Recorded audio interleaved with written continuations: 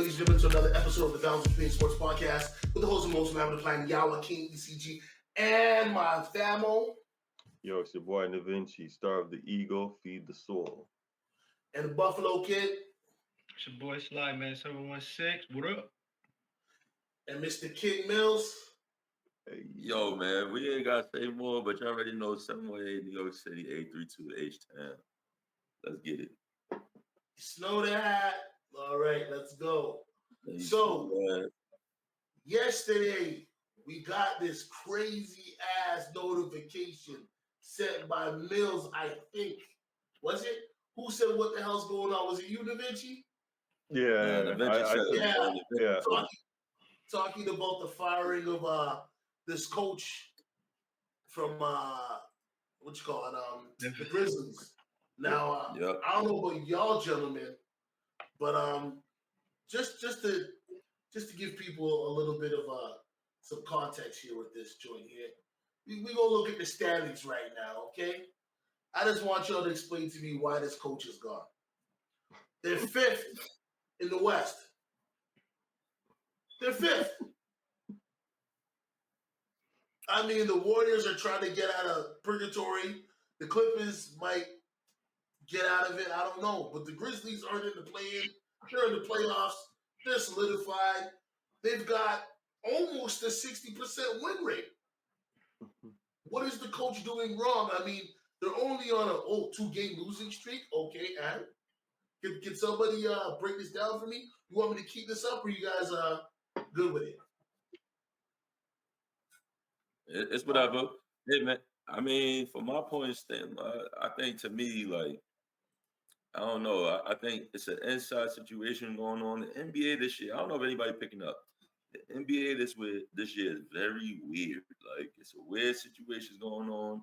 I think a shift is about to happen, but the Taylor Jenkins firing doesn't make sense. I listen to other people who are doing it on YouTube.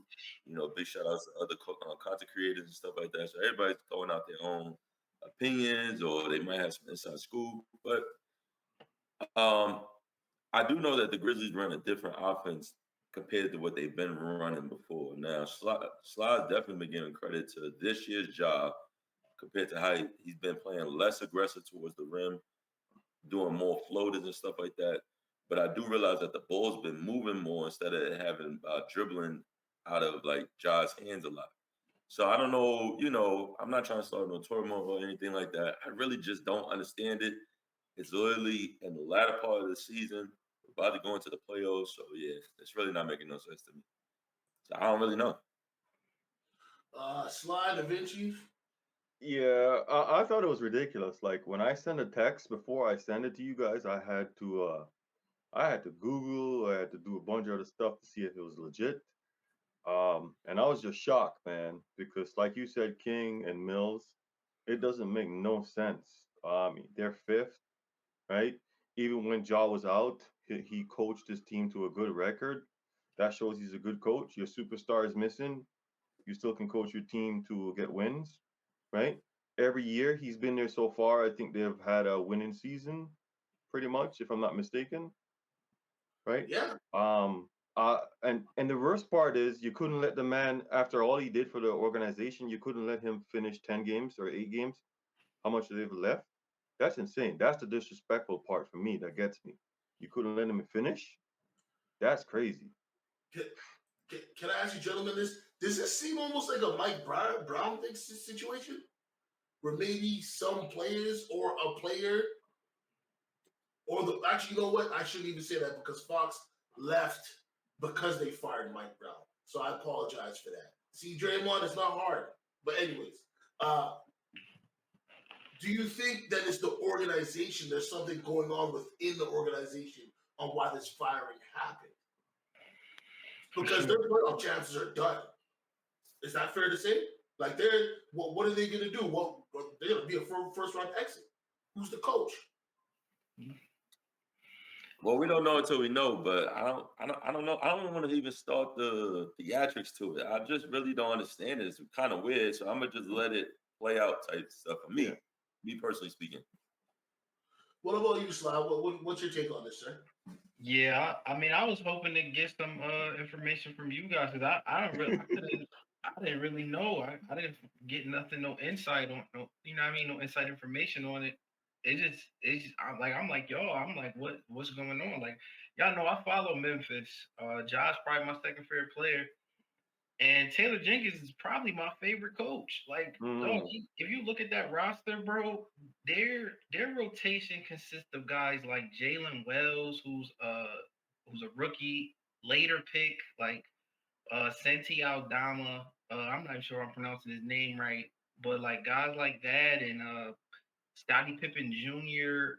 Like these guys are rotational players, and they're fifth in the West. And the West is competitive. Yeah.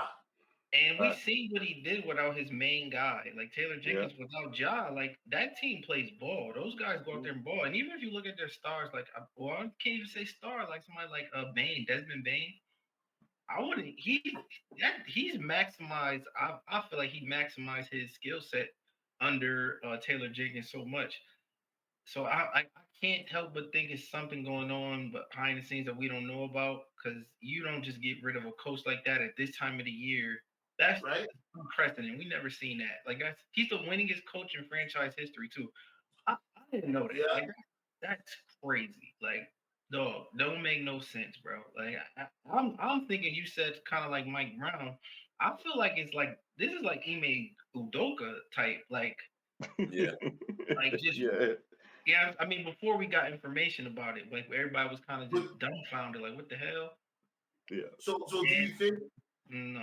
But do you think that there's some scandal or something that's going on? Yeah, it gotta be. I honestly do. You know, I don't even with the drama and all of that. I don't like it. But it gotta be something beneath the. You know what I mean? Some type of drama going on beneath the scenes that we don't know about. Because come on, like, this is not even. I've been watching basketball since I was like a kid. I've never seen nothing like this. Like. Well, I mean, the Luka trade. There's a lot of things that this year has happened that's crazy. But hold on, I got an article right now I'm going to pull up for you guys, and I'll read off a bit of it pertaining to this, right? So we're hearing about the Grizzlies' surprising firing of Taylor Jenkins. Nothing in recent NBA history can match the shocking levels of Dallas Mavericks sending Luka Doncic to the Los Angeles Lakers. But the Memphis Grizzlies parting ways with the widely respected coach whose team was tied for fourth place in the Western Conference, despite having to deal with significant injuries to key players. Made little sense to many within the league when it was announced on Friday, at least at first glance. But when it came to Taylor Jenkins and his future in the Grand City, the writing was on the wall last summer and was written with tears. In early July, 3 months after a disastrous injury-riddled 27-55 season had come to an end, the Grizzlies front office, led by Executive President of Basketball Operations Zach Kleinman, made an unilateral choice to swap out 5 members of Jenkins' coaching staff. Whoa, there you go, Mills. There you go, Sly. There's one, and eventually there's one right there, right? Yeah. And hired Memphis as the first-time head coach in the summer of 2019, and went on a record more wins than any coach in the franchise 30-year history. 250 to 214. That meant saying goodbye to Blake Arian, Brad Jones, Scootie Penn, Sienna Raymond, and Lily. I'm not gonna try to pronounce that. Potapenko, man. That's my he used to play for the Seahawks. I mean, not the I said the Supersonics back in the day. See, there we go. Thank you. Pre-league and team sources, Jenkins became emotional in those final exchanges with his jettison coaching colleagues, while Jenkins consulted with the front office on hires for 6 replacements to his staff. Those final interactions between Jenkins and the assistants he was forced to fire, league sources say, would set an uneasy tone for the season to come. As some close to the Grizzlies saw the situation, it was only a matter of time before Jenkins would be gone too. Well, you guys want me to read more, or? Yeah, nah, we kind of get the gist of it. But the one thing I wanted to say was like, okay, you got to fire your coaches in the beginning of the season, but the timing of everything is kind of bothering me. Right. On top of that, we did forget Marcus Smart was on his team in the first half of the season. Yeah. Also was traded for no reason. You added Marvin Bagley. The man can't never stay healthy, so I don't know why would you give up a sure vet that is going to He help wasn't. y'all. He didn't really fit in with the roster though. Like I was like I said, I watched a lot of Memphis. He didn't really fit with the roster. I don't think he played well with. I don't know. He didn't really fit in with that team to me. By just optically just watching, and I think they like the kid Wells a lot too. So they wanted to get him more playing time, and you know what I'm saying. So I think that's why Marcus Smart was. I kind of understood that move. But yeah, go ahead. No, go ahead, Mills. I just wanted to know the pieces that they got back, and they even gave a first two with Marcus Smart, if I'm not mistaken, Yeah, within that's that crazy. trade. Like they gave up way too much to get back less. So I don't know. Like I said, the NBA as a whole is weird, and I'm not even trying to like just let it. At this point, let's get into the playoffs because I don't know what else is about to happen. You know what I'm saying? Well, we got about 10 to 12 days left of this, so. So quick question: the year that they traded all of his coaching staff, that's when he won 27 games. Yeah, they got rid of all his coaching staff. Well, I'm pretty sure all of us here are, got knowledge of basketball.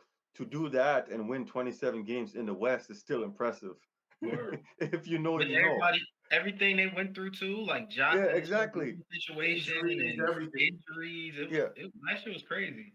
But I think it's like Mills said, it's the timing. Like a couple weeks before the playoffs, like it's no making sense of that to me. Like I get it, it was writing was on the wall. Like and I've seen that too. I was like, okay, but why would they do it now? Like what? Like why now though? Like that's the part that's still I'm like so lost about.